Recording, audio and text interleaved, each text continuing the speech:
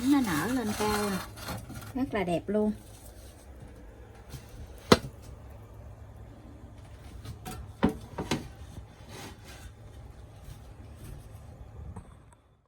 Xin chào cô bác, anh chị và các bạn. Hôm nay mình chia sẻ thêm một công thức mới để làm cốt bánh sinh nhật. Với cách làm này thì cái lòng đỏ trứng của mình không có cần phải đánh bông lên. Công thức hôm nay thì mình làm 4 trứng. Làm cốt bánh bông lan này nó rất là xốp, rất là mềm luôn. Cách làm này cũng rất là dễ nữa, tại vì mình không có cần phải đánh bông cái lòng đỏ trứng á. Cái bánh của mình nó xốp nè, rất là ngon luôn. Mình làm cái cốt bánh sinh nhật thì rất là đẹp luôn á. Cô bác, anh chị và các bạn thấy thích thì cùng vào bếp để làm món bánh này nha. Nguyên liệu để mình làm món bánh hôm nay thì mình có là 60g bột mì số 8, 30g bột bắp, 80g đường. Nếu như cô bác thích ăn ngọt thì mình có thể làm 90g cũng được nha.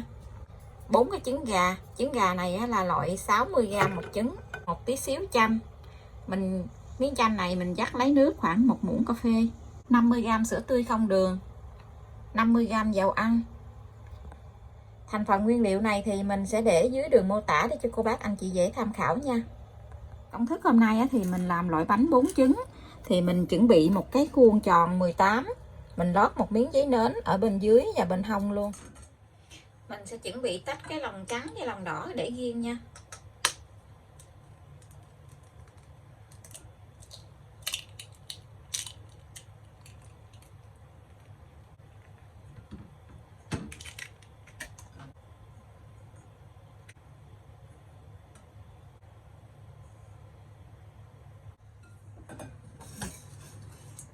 Mình sẽ đánh cái phần lòng đỏ này lên để cho nó tan ra. Mình đánh kỹ khoảng 2 phút để cho cái lòng đỏ này nó không có bị tanh đó. Tiếp theo thì mình cho 50g dầu ăn. Mình đánh thêm 1 phút nữa để cho dầu ăn với trứng nó tan đều với nhau vậy. Và tiếp theo thì mình cho thêm là 50g sữa tươi không đường. Với công thức này thì mình không có cần phải đánh bông lòng đỏ. Mình sẽ cho cái phần bột bắp vô.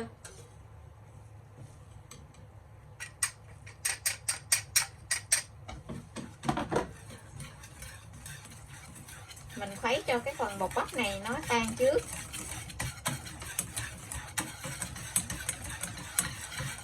Tiếp theo thì mình sẽ gây cái phần bột mì vô.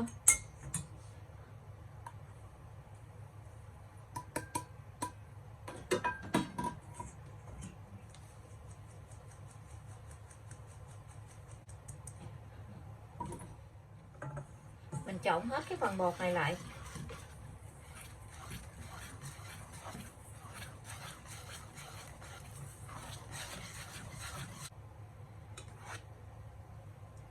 Mình trộn xong rồi thì mình để cái phần bột này qua một bên.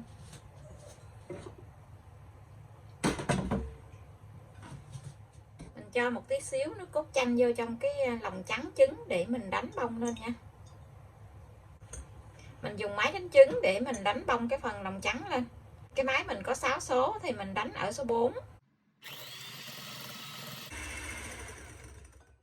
Khi mình thấy cái bọt trứng nó nổi lên, cái bọt lớn thì mình cho đường vô từ từ để mình đánh. Cái phần đường này thì mình chia ra phần nhỏ để mình đánh nha. Mình cho từ từ vô.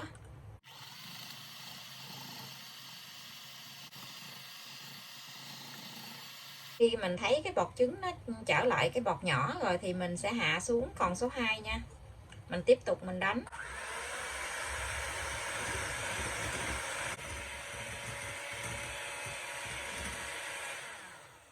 Khi mình đánh cái phần kem này, mình dỡ cái que đánh trứng lên, nó có một cái chớp câu nhỏ như vậy.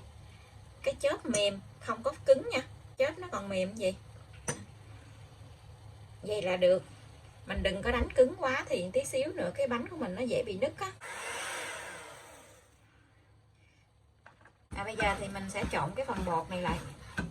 Trước khi trộn thì mình lấy cái phới nè, mình đánh 2-3 vòng gì để cho cái phần trứng này nó được đều lại á. Trong cái thời gian mình chờ để mình đánh cái phần lòng trắng á, thì cái phần trứng này nó đã hạ xuống. Và mình cho phần nửa cái phần lòng trắng vô trong cái phần lòng đỏ nha.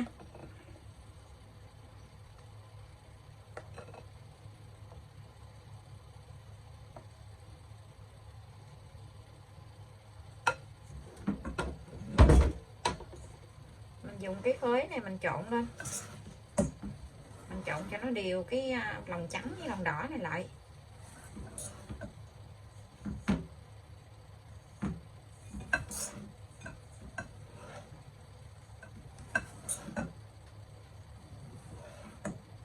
Bây giờ thì mình sẽ cho ngược cái phần lòng đỏ này cho vô trong cái thau lòng trắng.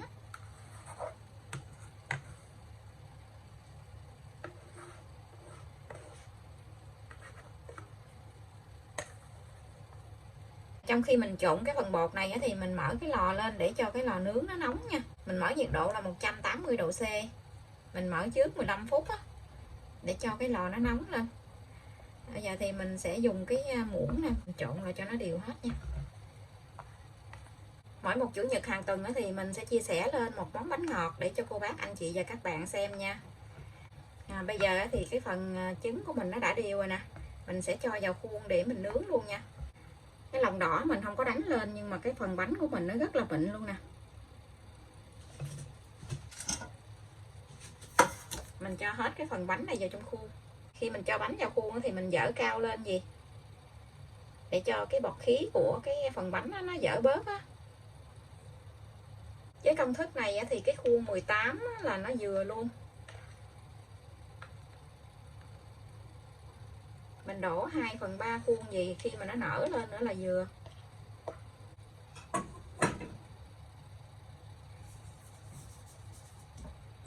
Mình dằn cái bánh xuống 2-3 cái xuống dưới mặt bàn vậy để cho cái bọt khí nó dỡ bớt. Mình đem cái phần bánh này vào trong lò để nướng luôn nha. Lò thì mình đã làm nóng trước 15 phút rồi.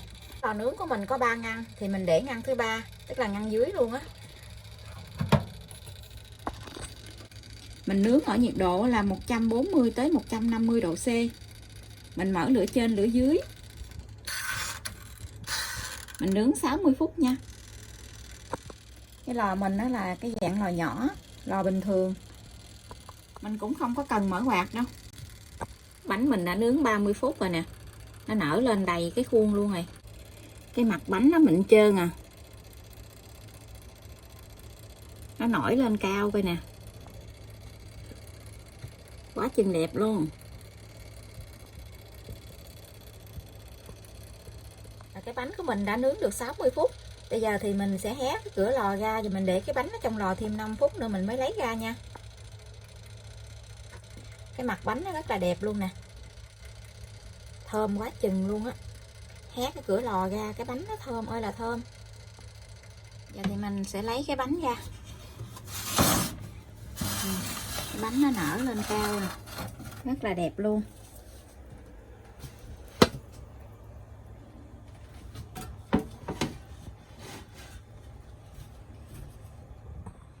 Khi mình lấy cái bánh ra ngoài thì mình thả cái bánh xuống mặt bàn vài cái vậy cho cái hơi ở trong cái bánh nó thoát ra với cái bánh nó tách ra khỏi khuôn nữa.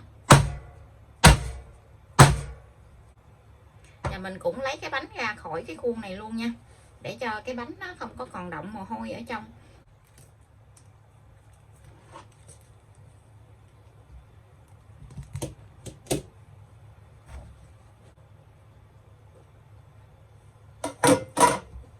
Mình lấy luôn cái miếng giấy nến ra. Wow, rất là đẹp luôn.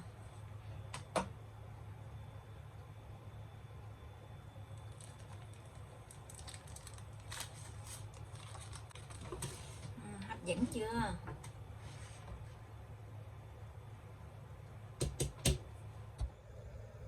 Bánh bông lan nó rất là đứng luôn nè, nhìn rất là đẹp luôn.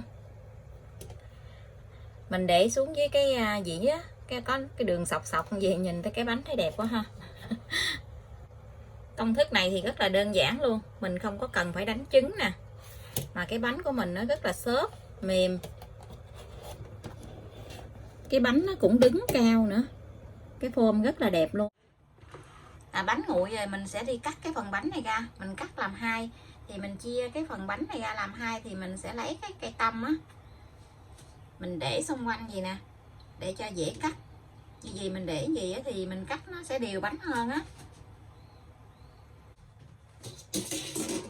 Vậy thì mình sẽ dùng dao để mình cắt làm hai cái bánh này.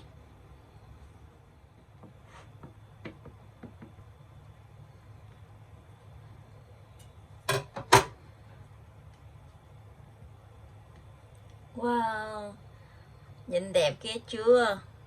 Ở bên trong nè, bánh nó rất là xốp luôn. Công thức này thì mình làm cái cốt bánh kem á, bánh sinh nhật thì rất là đẹp luôn á. Bây giờ thì mình xin chào tạm biệt, hẹn cô bác anh chị và các bạn lại video tiếp theo. Cảm ơn cô bác anh chị và các bạn đã xem video của mình. Xin chào và hẹn gặp lại.